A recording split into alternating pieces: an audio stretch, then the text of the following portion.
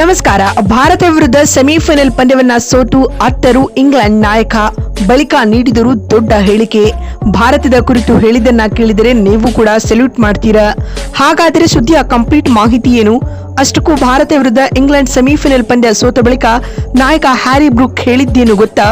ಇದರೆಲ್ಲದರ ಬಗ್ಗೆ ಈ ವಿಡಿಯೋದಲ್ಲಿ ಕಂಪ್ಲೀಟ್ ಆಗಿ ತಿಳಿಸ್ಕೊಡ್ತಾ ಹೋಗ್ತೀನಿ, ಆದ್ದರಿಂದ ಕೊನೆವರೆಗೂ ನೋಡಿ.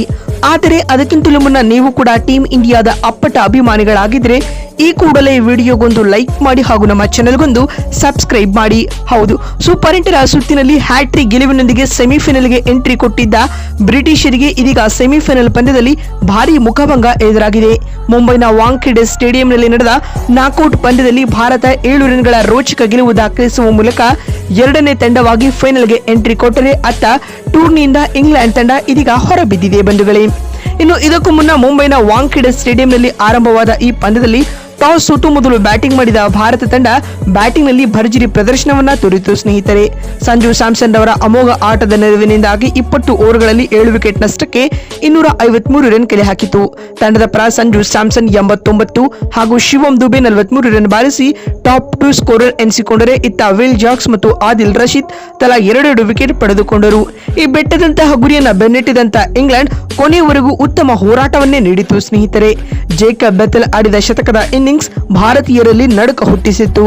ಆದ್ಯಾಗೋ ಕೊನೆ ಓವರ್ಗಳಲ್ಲಿ ಕಮ್ ಬ್ಯಾಕ್ ಮಾಡಿದ ಬೌಲರ್ಸ್ಗಳು ಇಂಗ್ಲೆಂಡ್ ತಂಡವನ್ನ 246 ರನ್ಗಳಿಗೆ ಕಟ್ಟಿ ಹಾಕುವುದರೊಂದಿಗೆ ಕೊನೆ ಹಂತದಲ್ಲಿ ಭಾರತ 7 ರನ್ಗಳ ರೋಚಕ ಗೆಲುವು ಪಡೆದುಕೊಂಡಿತು. ಅತ್ತ ಜೇಕಬ್ ಬೆಥೆಲ್ 105 ಹಾಗೂ ವಿಲ್ ಜಾಕ್ಸ್ 35 ರನ್ ಬಾರಿಸಿ ಗರಿಷ್ಠ ಸ್ಕೋರರ್ ಎನಿಸಿಕೊಂಡರೆ, ಇತ್ತ ಹಾರ್ದಿಕ್ ಪಾಂಡ್ಯ 2 ವಿಕೆಟ್ ಕಿತ್ತು ಮಿಂಚಿದರು ಸ್ನೇಹಿತರೆ. ಇದರೊಂದಿಗೆ ಇಂಗ್ಲೆಂಡ್ ಈ ನಾಕೌಟ್ ಪಂದ್ಯದಲ್ಲಿ 7 ರನ್ಗಳ ರೋಚಕ ಸೋಲು ಕಂಡಿದೆ ಸ್ನೇಹಿತರೆ.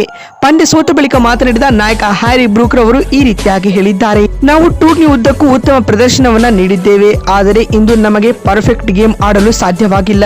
ಈ ದಿನ ನಮ್ಮದಾಗಿಲ್ಲ. ಇದು ತುಂಬಾ ಡಿಸಪಾಯಿಂಟಿಂಗ್ ಪಂದ್ಯವಾಗಿತ್ತು ಎಂದು ಹ್ಯಾರಿ ಬ್ರೂಕ್ ಭಾವುಕರಾಗಿ ಹೇಳಿದ್ದಾರೆ.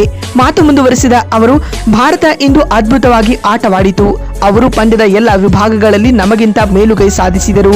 ವಿಶೇಷವಾಗಿ ಅವರ ಸ್ಪಿನ್ನರ್ಗಳು ಪರಿಸ್ಥಿತಿಯನ್ನ ಚೆನ್ನಾಗಿ ಬಳಸಿಕೊಂಡರು ಎಂದು ಹೇಳಿದ್ದಾರೆ.